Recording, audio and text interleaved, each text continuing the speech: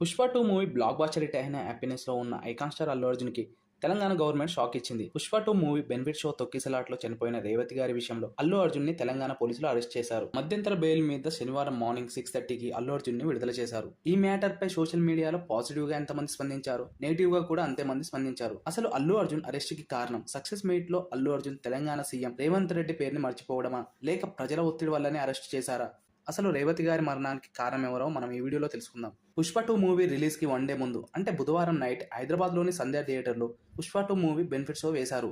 అల్లు అర్జున్ ఆ movie premier షోకి రావడంతో అక్కడున్న క్రౌడ్ కి తొక్కిసలాట జరగడంతో రేవతి అనే ఒక మహిళ మృతి చెందారు. తన బాబుని ఐసీయూలో అడ్మిట్ చేశారు.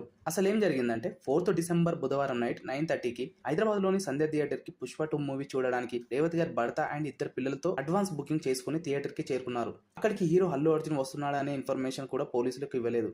అల్లు అర్జున్ అక్కడికి చేరుకోవడంతో ఇంకా అక్కడికి ఎక్కువ మంది జనం వచ్చేశారు. అప్పుడే గేట్స్ ఓపెన్ చేశారు.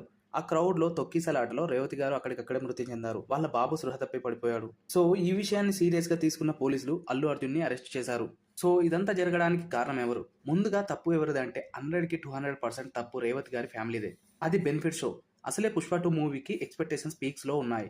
బెనిఫిట్ షోస్ కి ఫ్యాన్స్ తప్ప ఫ్యామిలీస్ వెళ్లరు. అసలే ఫ్యాన్స్ చాలా మంది ఆ టైంలో మందు తాగేసి థియేటర్ కి వెళ్తుంటారు. సో అసలు ఆ ఫ్యామిలీ ఆ రోజు మూవీ షోకి వెళ్లకుండా ఉండాల్సింది. రేవతి గారి భర్త కొన్ని న్యూస్ ఛానల్స్ లో మా బాబు మారం చేస్తే తప్పక ఆ మూవీకి తీసుకెళ్లాల్సి వచ్చిందని అన్నారు. నిజమే, పిల్లలు మారం చేస్తారు. అలా అని మనం పెద్దలం తెలిసి కూడా ఫ్యాన్ షోకి ఫ్యామిలీతో వెళ్తే ఏం జరుగుతుందో అని భయంతో పిల్లలకి నచ్చ చెప్పాలి. ఉజ్జగించి 2 days తర్వాత ప్లాన్ చేసుకోవాలి. అసలు ఆ రోజు ఆ ఫ్యామిలీ ఆ షోకి వెళ్లకుండా ఉండాల్సింది. ఇప్పుడు ఇంత దారుణమైన సిచ్యువేషన్ వచ్చి ఉండేది కాదు. ఆ షోకి వెళ్లి లైఫ్ లో మర్చిపోలేని తప్పు చేశారు. ఆ తప్పుకి ఒక ప్రాణం పోయింది.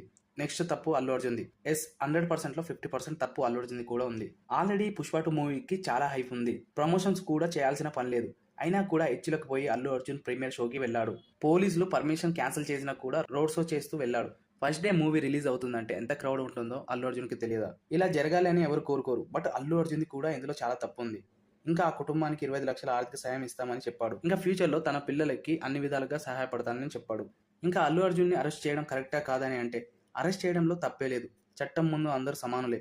బిగ్ బాస్ విన్నర్ పల్లవి ప్రశాంత్ రోడ్ షో చేసినప్పుడు అతన్ని 1 week పాటు గా అరెస్ట్ చేశారు. సో ఇప్పుడు అల్లు అర్జున్ వల్ల ఇండైరెక్ట్ గా ఒక ప్రాణం పోయింది. సో అల్లు అర్జున్ ని అరెస్ట్ చేయడంలో తప్పే లేదు. ఇక్కడ అల్లు అర్జున్ ని నేను తప్పు పట్టడం లేదు. అల్లు అర్జున్ ప్లేస్ లో ఏ హీరో ఉన్నా కూడా నా ఒపీనియన్ ఇదే.